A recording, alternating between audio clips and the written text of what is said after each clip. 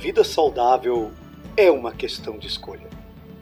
Para você que já compreendeu a importância dessa frase ou para você que está desejando alcançar uma saúde forte, produtiva e duradoura, parabéns. Sejam muito bem-vindos. Qual a importância do sono para o emagrecimento corporal?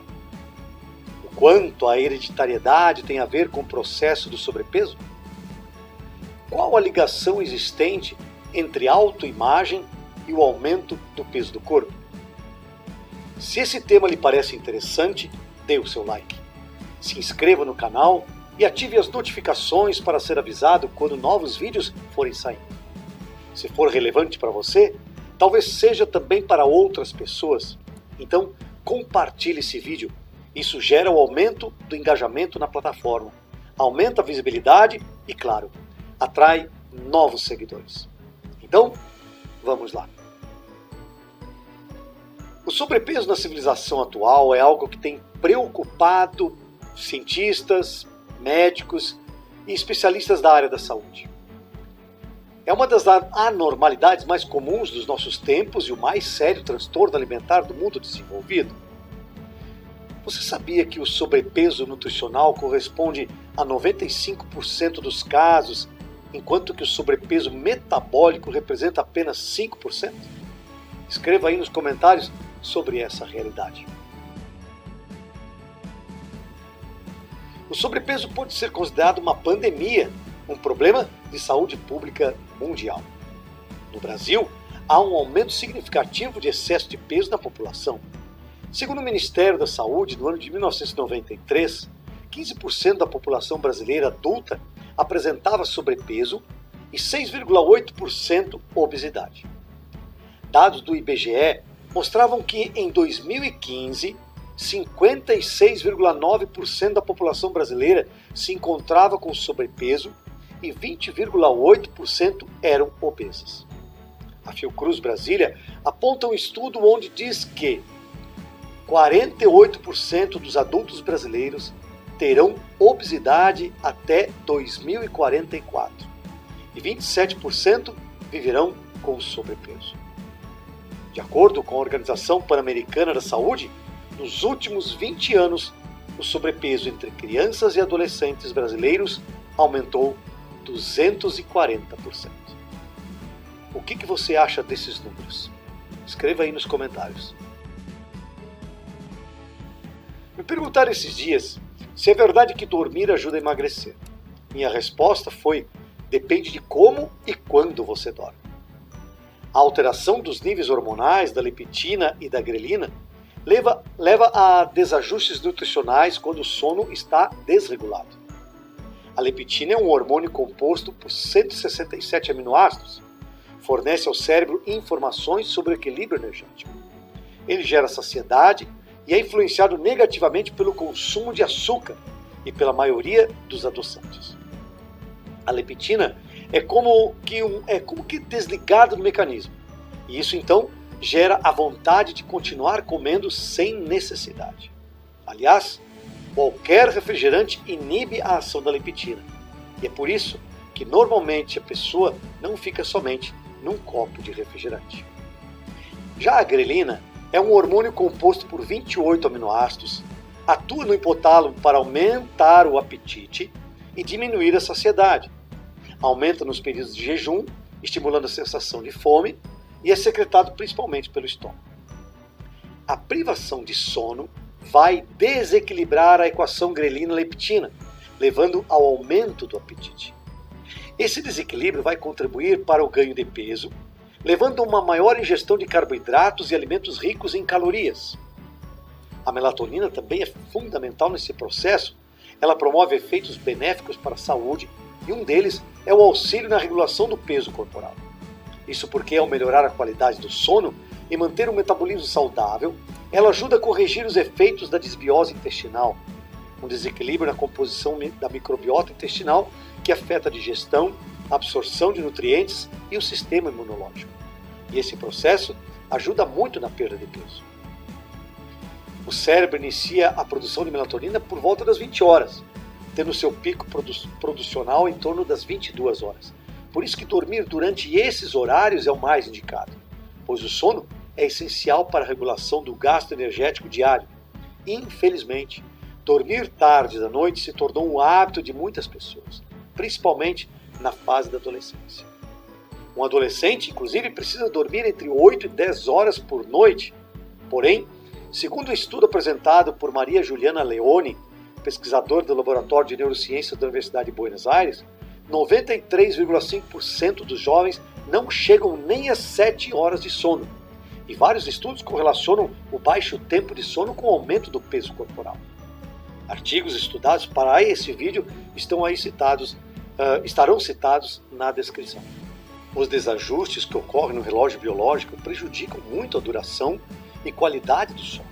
E, como consequência, a ingestão alimentar é diretamente afetada.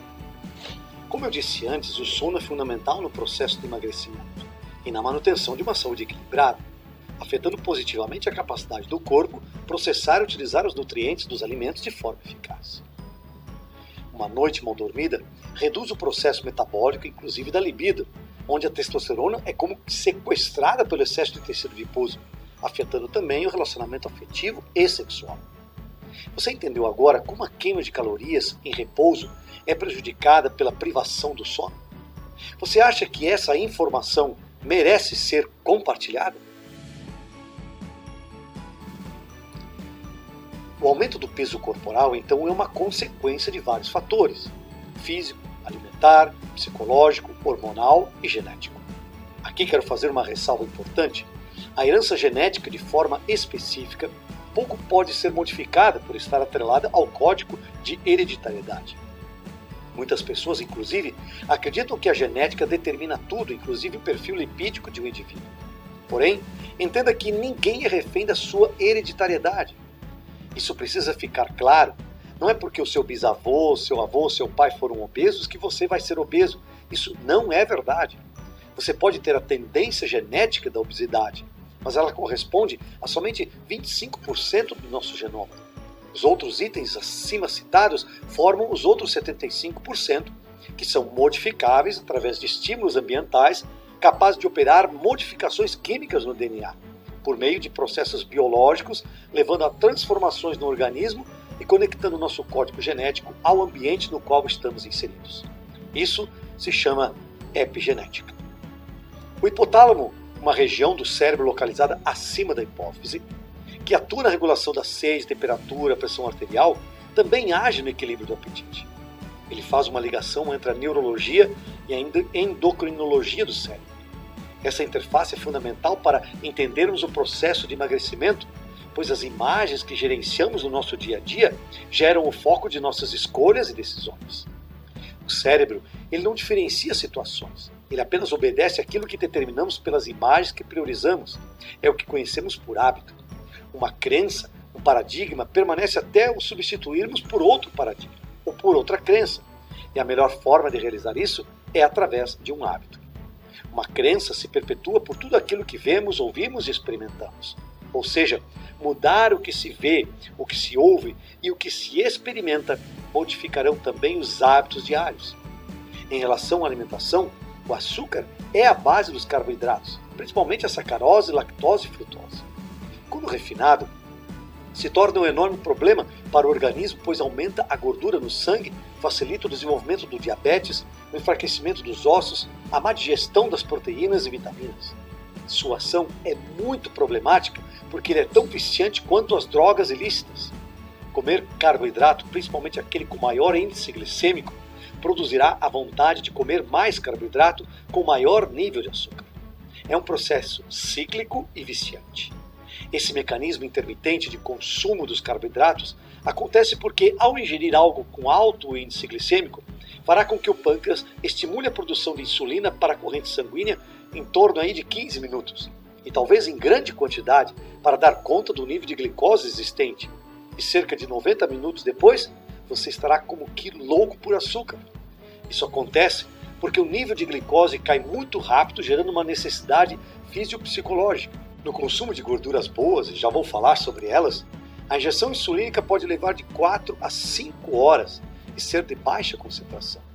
Isso faz toda a diferença no processo inflamatório crônico, pois a insulina é um hormônio que aumenta a inflamação nas células adiposas quando atinge quantidades muito acima do normal.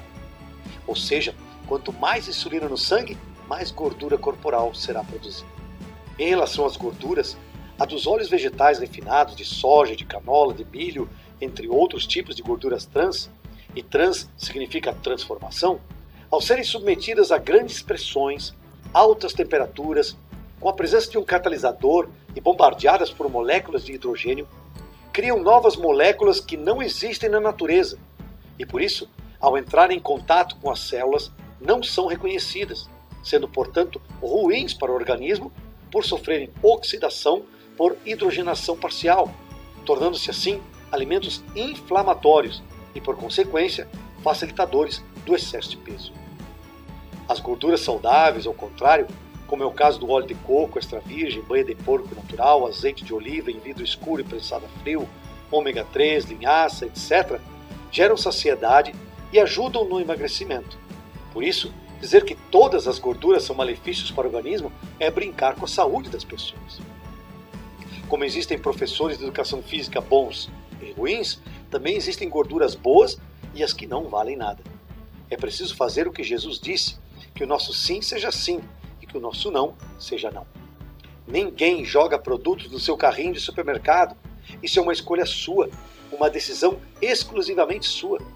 Por isso também, com respeito, atenção e de igual forma ao outro, não podemos ter medo ou receio de falar o que pensamos, sentimos e queremos, seja por meio de palavras ou através da linguagem corporal. Nossas escolhas e decisões precisam ser externizadas, ou seja, eu preciso aprender a dizer não quando isso me faz mal e dizer sim para aquilo que me faz bem. É como a nossa autoimagem, é ela que dita as regras que devemos seguir, pois está ligada aos nossos paradigmas, tendo a ver tanto com o nosso sucesso quanto ao nosso fracasso, em toda qualquer questão da vida.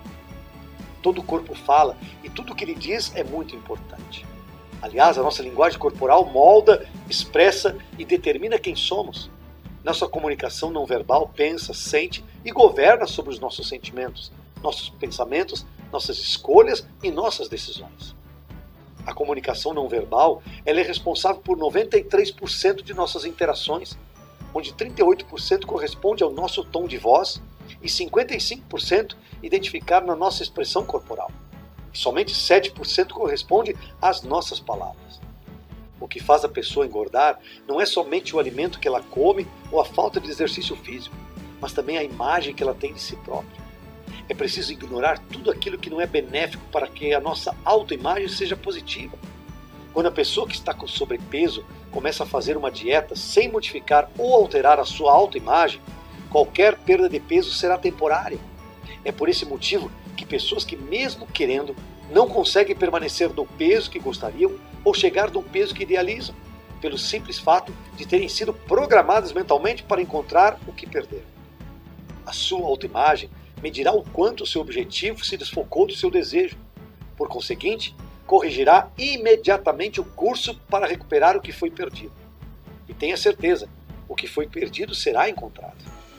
Para modificar a sua autoimagem, você precisa mudar as suas crenças, os seus modelos de pensamento.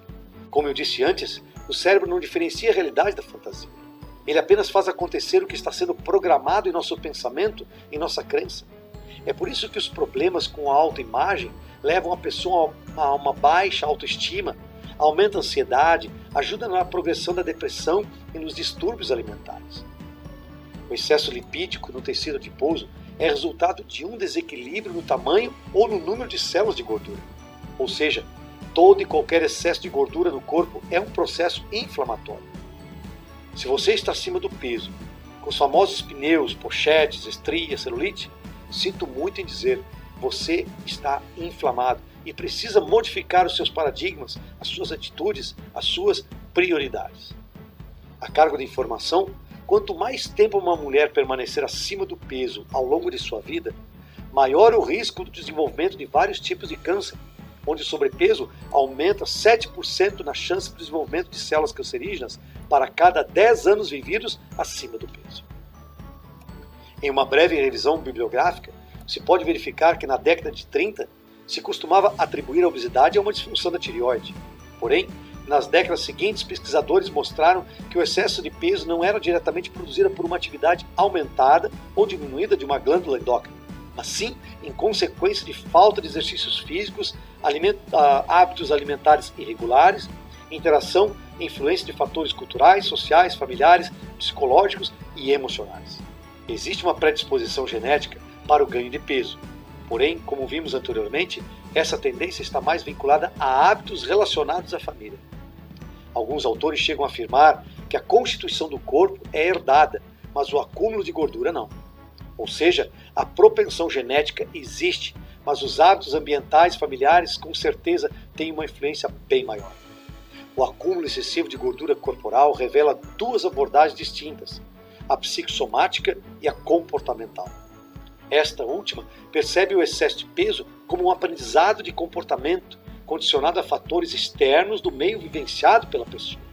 A psicossomática, sem excluir a hereditariedade, considera o sobrepeso como uma influência psicológica, uma expressão física de um desajustamento emocional inconsciente, um mecanismo selecionado pela pessoa para lidar com seus conflitos internos. A história individual de cada pessoa é crucial para o entendimento das causas da compulsão alimentar, pois desde o nascimento, o meio familiar e social é de fundamental importância para a compreensão da personalidade do indivíduo.